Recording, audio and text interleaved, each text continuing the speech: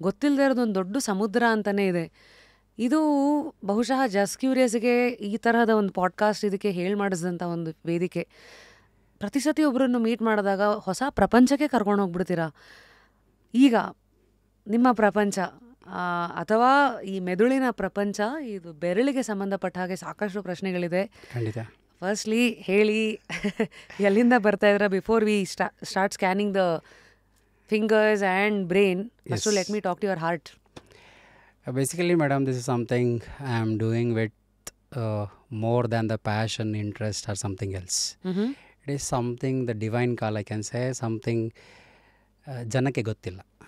ಜನಕ್ಕೆ ಗೊತ್ತಿಲ್ಲದೇ ತಪ್ಪಾಗುತ್ತೆ, ಕಷ್ಟ ಆಗುತ್ತೆ. ನಮ್ಗೆ ಯಾವಾಗ ವಿಷಯಗಳು ಗೊತ್ತಾಗುತ್ತೆ ಲೈಫಲ್ಲಿ ಏನೂ ಕಷ್ಟ ಆಗೋಲ್ಲ. ಸೊ ಆದರೆ ನಮ್ಮ ಈ ಫಿಂಗರ್ ಪ್ರಿಂಟ್ಸ್ ಅಥವಾ ಬ್ರೈನ್ ಅಂತ ಏನು ಹೇಳ್ತೀವಲ್ಲ, ಇದು 100% ಒಂದು ಸೈಂಟಿಫಿಕ್ ಮೆಥಡ್. ಅಂದರೆ ಸೈಂಟಿಫಿಕ್ ಅಂತ ಹೇಳಿದ್ರೆ ವಾಟ್ ಈಸ್ ಸೈನ್ಸ್ ಅಂತ ಒಂದು ಪ್ರಶ್ನೆ ಬರುತ್ತೆ. So how something is working ಅನ್ನೋದನ್ನು ನೀವೇನು ವಿಶ್ಲೇಷಣೆ ಮಾಡ್ತಾ ಹೋಗ್ತೀರಾ, that it self is A science. ಇದೇನು ಅಂತ ಪ್ರಶ್ನೆ ಮಾಡ್ತಾ ಅದರ ಹಿಂದೆ ಪ್ರೂಫ್ ಹುಡುಕ್ತಾ ಹೋಗೋದೆ. ಎಸ್, ಅದು ಯಾವ ರೀತಿ ಕೆಲಸ ಮಾಡ್ತಿದೆ ಅಂತ ಹುಡುಕ್ತಾ ಹೋಗಿ ಅದು ಈ ಥರ ಕೆಲಸ ಮಾಡುತ್ತೆ ಅಂತ ಹೇಳ್ತಿರಲ್ಲ, ಅದರಿಂದ ಎಲ್ಲ ಸೈನ್ಸ್ ಇದೆ ಅಂತ. ಓಕೆ, ಫಾರ್ ಎಕ್ಸಾಂಪಲ್ ನಮ್ಮ ಲ್ಯಾಪ್ಟಾಪ್ ಇದೆ, ಫೋನ್ ಇದೆ, ಫ್ಯಾನ್ ಇದೆ, ಎಲ್ಲದರಿಂದ ಒಂದು ಸೈನ್ಸ್ ಇದೆ ಅಲ್ವಾ. ನಾವು ಉಸಿರಾಟ ಆಡ್ತಾ ಇದ್ದೀವಿ ಅಂದ್ರೂ ಅದರಿಂದ ಒಂದು ಸೈನ್ಸ್ ಇದೆ. ಸೊ ಅದರಿಂದ ಇರುವಂಥ ಬಾಡಿ ಆರ್ಗನ್ಸ್ಗಳು ಅದನ್ನೆಲ್ಲ ಟೇಕ್ ಕೇರ್ ಮಾಡ್ತದೆ.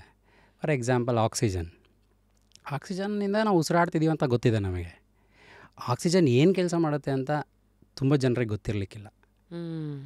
ಆಕ್ಸಿಜನ್ ಏನು ಕೆಲಸ ಮಾಡುತ್ತೆ ಮುರಳಿ? ನನ್ನಲ್ಲಿರುವ ತಿಳಿದೆ ಅಥವಾ ತಿಳಿದು ಇರುವ ಯಾವುದೇ ರೀತಿಯಾದಂಥ ಟಾಕ್ಸಿನ್ಸ್ಗಳನ್ನ ರಿಮೂವ್ ಮಾಡುವಂಥ ಒಂದೇ ಕೆಲಸ ಆಕ್ಸಿಜನ್ದು. ಬಟ್ ಟಾಕ್ಸಿನ್ಸ್ ಯಾವ ಥರ ಕ್ರಿಯೇಟ್ ಆಗ್ತಿದೆ ಅಂತ ನಮ್ಗೆ ಅವೇರ್ನೆಸ್ ಬಂದರೆ ಲೈಫಲ್ಲಿ, so you can hold your breath like anything, something truth ಅಂತ. ಸೊ ಅದೇ ರೀತಿ ನಾನು ಫಿಂಗರ್ ಪ್ರಿಂಟ್ಸ್ ಬಗ್ಗೆ 12 ವರ್ಷದಿಂದ ರಿಸರ್ಚ್ ಮಾಡ್ತಾಯಿದ್ದೀನಿ. ಜಗತ್ತಲ್ಲಿ ಇವ್ರು ಸರಿ ಇಲ್ಲ, ಅವರು ಆ ಕೆಲಸ ಮಾಡಲಿಲ್ಲ, ನನಗಿಷ್ಟ ಆಗದೆ ಥರ ಯಾಕಿದ್ದಾರೆ, ಅವರು ನನ್ನನ್ನು ಯಾಕೆ ಬ್ಲೇಮ್ ಮಾಡ್ತಾರೆ, ನನ್ನ ಮೇಲೆ ಯಾಕೆ ಕಂಪ್ಲೇಂಟ್ ಮಾಡ್ತಾರೆ, ಈ ಥರದ್ದೆಲ್ಲ ಚಿಕ್ಕ ವಯಸ್ಸಿಂದ ತುಂಬ ವಿಷಯಗಳನ್ನು ಬೇರೆಯವರಿಂದ ಅನ್ಸ್ಕೊಂಡು ಬೇಜಾರು ಮಾಡಿಕೊಂಡು ಕಷ್ಟಪಟ್ಟು ಅದರಿಂದ ಕಾಯಿಲೆಗಳನ್ನೆಲ್ಲ ತಂದ್ಕೊಂಡು, ಭಗವಂತ ಐ ಆಮ್ ಸೋ ಗುಡ್, ನಾನು ಇಷ್ಟಕ್ಕೊಂದು ಒಳ್ಳೆಯನಿದ್ದೀನಿ, ನನಗೆ ಯಾಕೆ ಇಷ್ಟಕ್ಕೊಂದು ಕಷ್ಟ ಅಂತೆಲ್ಲ ಪ್ರಶ್ನೆಗಳನ್ನ ಕೇಳಿದಾಗ ಮೋಸ್ಟ್ಲಿ ನನ್ನ ಗುರುಗಳು, ನನ್ನ ದೇವರು ಇನ್ನೂ ಕೆಲವೊಂದು ಜಗತ್ತಿಗೆ ಹೇಳ್ಕೊಡೋಂಥ ವಿಷಯಗಳಿದ್ದಾವೆ, ಅವುಗಳನ್ನ ಹೇಳ್ಕೊಳಕ್ಕಾಗಿಲ್ಲ, ಅದನ್ನು ನೀನು ಹೇಳ್ಕೊಡು ಅಂತ ಹೇಳಿರ್ಬೋದು ಅಂತ ಅನಿಸುತ್ತೆ. ಅದಕ್ಕೆ ನಾನು ಪ್ರತಿಯೊಬ್ಬ ವ್ಯಕ್ತಿನೂ the person who has a heart, ಯಾರಿಗೆ ಹೃದಯ ಇದೆ ಅವರು ಎಲ್ಲರನ್ನೂ ಪ್ರೀತಿಸುತ್ತಾರೆ, ಎಲ್ಲರನ್ನೂ ಗೌರವಿಸುತ್ತಾರೆ. This is a universal statement, but everybody cannot accept this statement. ಹೃದಯ ಎಲ್ಲರನ್ನೂ ಪ್ರೀತಿಸುತ್ತೆ, ಎಲ್ಲರನ್ನೂ ಗೌರವಿಸುತ್ತೆ, ಆದರೆ ಅದರದ್ದೇ ಆದ ರೀತಿಯಲ್ಲಿ.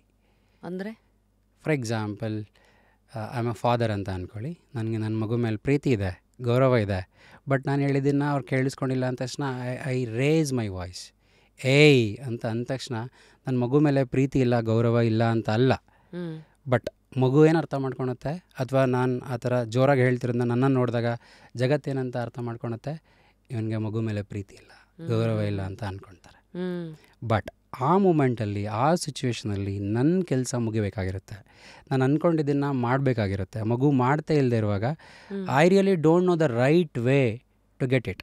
ಸರಿಯಾದ ರೀತಿ ಗೊತ್ತಿಲ್ಲದ ಕಾರಣ ನಮ್ಮಪ್ಪ ಅಮ್ಮ, ನಮ್ಮ ಅಜ್ಜ ನಮ್ಮ ಅಜ್ಜಿ, ಅವ್ರ ಮುತ್ತಜ್ಜ ಏನು ಫಾಲೋ ಮಾಡಿದ್ರು ಅದನ್ನು ಫಾಲೋ ಮಾಡ್ತಾಯಿದ್ದೀನಿ. ಸೊ ಆ ಥರದ್ದು ಎಲ್ಲ ವಿಷಯಗಳನ್ನು ನಾವು ಫಿಂಗರ್ ಪ್ರಿಂಟ್ಸ್ ಮೂಲಕ ಹೇಳ್ಕೊಡೋಕ್ಕಾಗತ್ತೆ. ಸೊ ಅವಾಗ ಜಗತ್ತು ಹೇಳ್ತಾ ಇದೆ ನಿಮಗೆ ತಾಳ್ಮೆ ಇರಬೇಕು, ಸಹನೆ ಇರಬೇಕು. ಸೊ ಅದೆಲ್ಲ ಇರಬೇಕಂದ್ರೆ ಫಸ್ಟ್ ಆಫ್ ಆಲ್ ವಿಸ್ಡಮ್ ಇರಬೇಕು.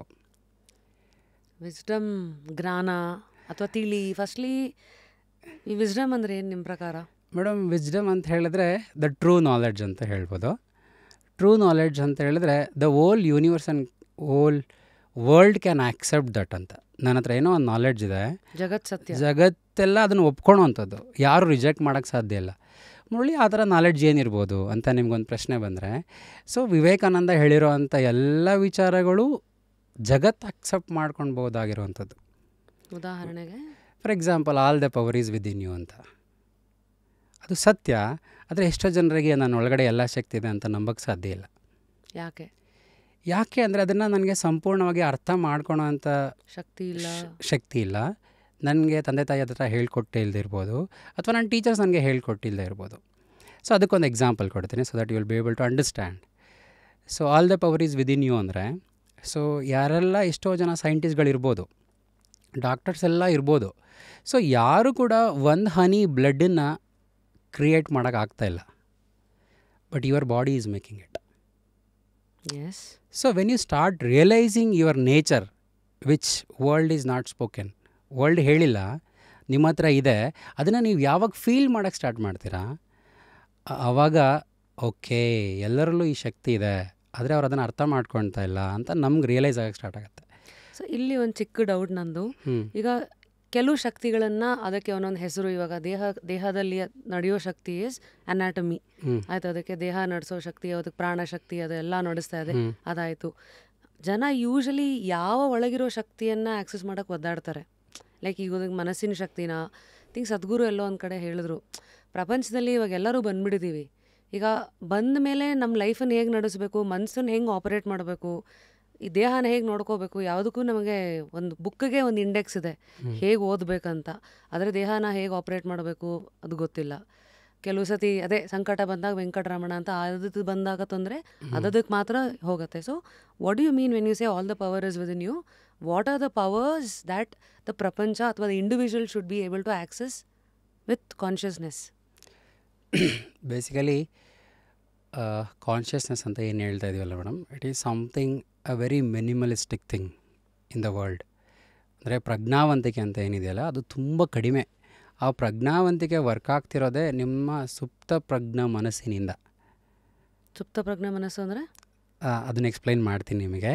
ಸುಪ್ತ ಪ್ರಜ್ಞಾ ಮನಸ್ಸು ವರ್ಕ್ ಆಗ್ತಿರೋದು ನಿಮ್ಮ ಅಜಾಗೃತ ಮನಸ್ಸಿನಿಂದ. ಐ ಥಿಂಕ್ ಈಗ ಫಸ್ಟ್ ಜನಕ್ಕೆ ಹೆಲ್ಪ್ ಮಾಡೋಣ.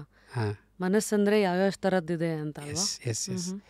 ಸೊ ಬಿಕಾಸ್ ನಾನು ತುಂಬ ಜನರದ್ದೆಲ್ಲ ಕೆಲವೊಂದು ಇಂಟ್ರೆಸ್ಟಿಂಗ್ ಆಗಿ ವೀಡಿಯೋಸ್ಗಳನ್ನ ನೋಡ್ತಿರ್ತೀನಿ, ಆವಾಗ ಟ್ರುತ್ ಏನು ಅಂತ ಕನ್ವೆ ಮಾಡಲ್ಲ, ಆವಾಗ ನಂಗೆ ಸ್ವಲ್ಪ ಬೇಜಾರಾಗುತ್ತೆ.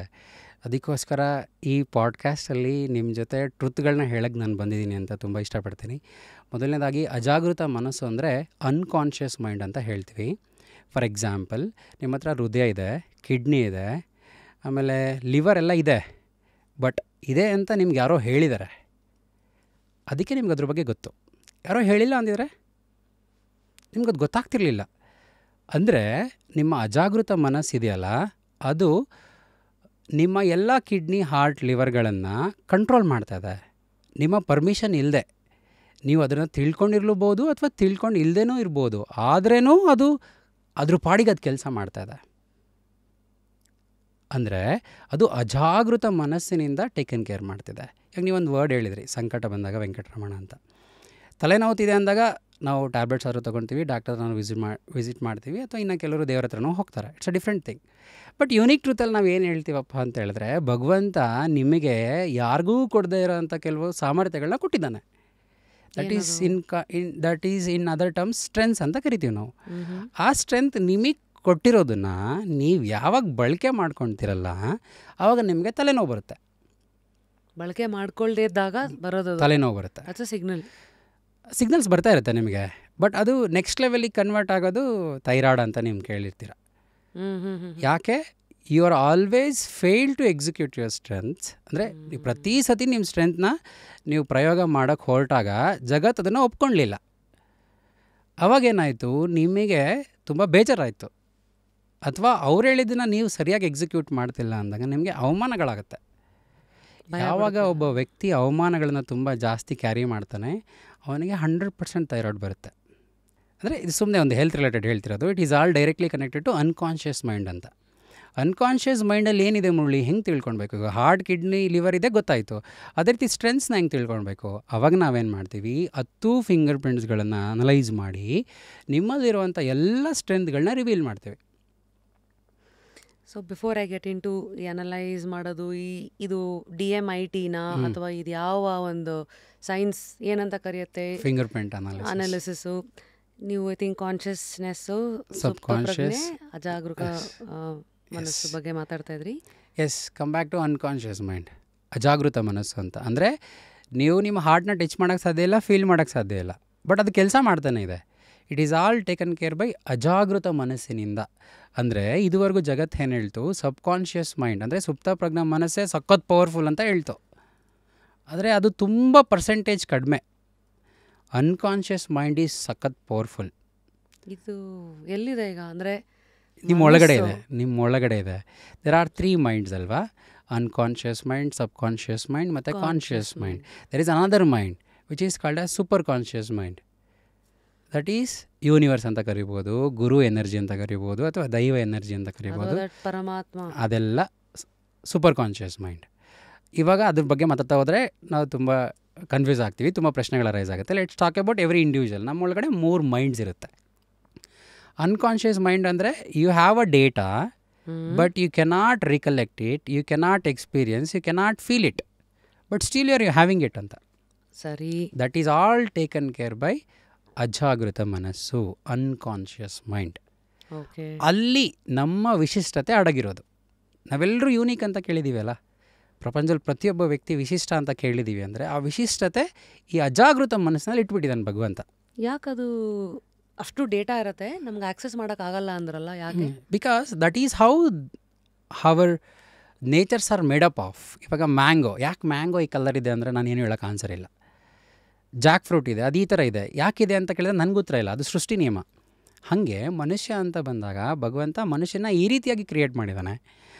ಅದನ್ನು ತಿಳ್ಕೊಳಕ್ಕೆ ಮನುಷ್ಯ ಫೇಲ್ ಆಗ್ತದಾನೆ. ತಿಳ್ಕೊಳ್ಳೋದು ಹೇಗೆ ಹಂಗಾದ್ರೆ? ಸೊ ಅದಕ್ಕೆ unique truth is really going to help. ನಮಗೆ ಗೊತ್ತಿಲ್ಲದೆ ಇರೋವಂಥ ಅದೆಷ್ಟೋ ವಿಚಾರಗಳನ್ನು ನಾವು ಫಿಂಗರ್ ಪ್ರಿಂಟ್ಸ್ ಮೂಲಕ ಹೇಳ್ಕೊಡ್ತೀವಿ. Next let me talk about subconscious mind ಅಂತ ಹೇಳಿದ್ರೆ, ಯು ಹ್ಯಾವ್ ಎಕ್ಸ್ಪೀರಿಯನ್ಸ್ ಸಮಥಿಂಗ್. ನಿಮ್ಮ ಹತ್ರ ಏನೋ ಒಂದು ಡೇಟಾ ಇದೆ, ಅದನ್ನು ಯಾವಾಗ ನೀವು ಬೇಕು ಅಂತ ಆಸೆ ಪಡ್ತೀರಾ, ಅಥವಾ ಒಂದು ಪ್ರಶ್ನೆ ಕೇಳ್ತೀರಾ, ಅಥವಾ ಇನ್ನೊಬ್ಬರು ಕೇಳ್ತಾರೆ, ಆವಾಗ ನಿಮ್ಮ ಬ್ರೈನ್ ಆ ಇನ್ಫಾರ್ಮೇಷನ್ಸ್ಗಳನ್ನ ಒಳಗಡೆ ಹಾಕುತ್ತೆ. ಒಳಗಡೆ ಇರುತ್ತೆ, ಅದು ಪಟ್ಟನ್ ತೆಗೆದು ಆಚೆ ಕೊಡೋದು. Yes, that is called as subconscious mind. So you are collecting lot of things, it's there. ಯಾವಾಗ ಬೇಕೋ ಯಾವ್ದು ಬೇಕು ಸ್ಪೆಸಿಫಿಕ್ ಆಗಿ.